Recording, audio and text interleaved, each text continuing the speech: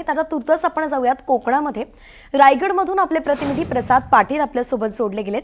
प्रसाद, सध्या रायगडमध्ये कशी तयारी सुरू झाली आहे? खरं पाहिलं तर शिवसेनेसाठी हा अत्यंत महत्त्वाचा गड आहे, अगदी ठाकरे सेना असो की शिंदे सेना।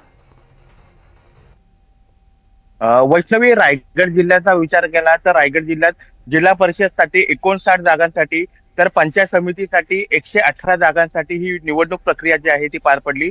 त्यामध्ये जिल्हा परिषदसाठी एकूण 59 जागांसाठी 173 जे उमेदवार आहेत ते रिंगणात उतरले होते।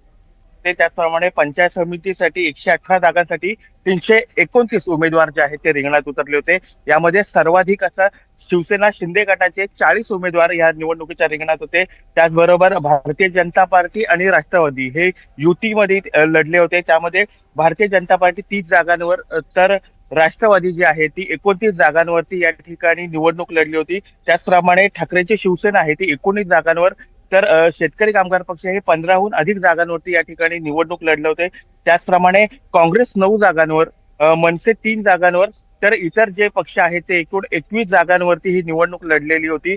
त्याचप्रमाणे जर रायगड जिल्ह्याचा विचार केला तर या ठिकाणी अनेक बड्या नेत्यांचं प्रतिष्ठा जी आहे ती पणाला लागलेली आहे। अनेक बड्या नेत्यांचे कुटुंबीय आहेत या संपूर्ण निवडणुकीमध्ये सक्रिय होते आणि ह्या निवडणुकीच्या रणांगणात उतरले होते। त्यामधील प्रमुख लढती जर सांगायच्या झाल्या तर महाडचे आमदार भरत गोगावले यांचे पुत्र जे आहेत विकास गोगावले, जे महाडमध्ये नगरपालिका इलेक्शनच्या दरम्यान झालेल्या राड्यानंतर चर्चेत आले होते, ते देखील ह्या निवडणुकीला सामोरे जात आहेत।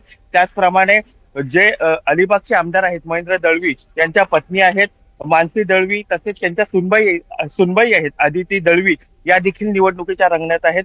तसेच पेणचे आमदार रवींद्र पाटील यांचा मुलगा आणि यांची सुनबाई हे देखील निवडणुकीच्या रिंगणात आहेत।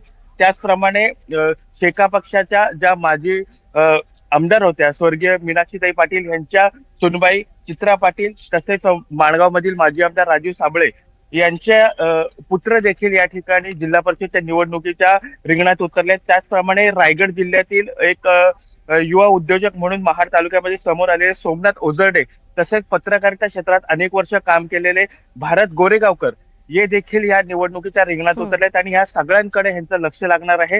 एकूण 10 वाजता निवडणूक जी मतमोजणी प्रक्रिया आहे ती सुरू होणार आहे आणि येत्या 2च तासाच्या दरम्यान आपल्याला हे सगळे कल हातात येतील। एकंदरीत रायगड जिल्ह्यातील बड्या नेत्यांचे प्रतिष्ठा या ठिकाणी पणाला लागलेली आहे आणि रायगडचा गड कोण राखणार आता याकडे सर्वांचं लक्ष लागलेलं आहे। वैष्णवी, अर्थातच प्रसाद, रायगडचा गड कोण राखणार हे तर पाहावं लागणार आहे आणि त्यामुळे पुढच्या 2 तास मतमोजणी सुरू झाल्यावरती त्याच्यानंतरचे 2 तास आपल्यासोबत आपण असेच राहणार आहोत। सध्याही तुम्ही आपल्यासोबत राहा।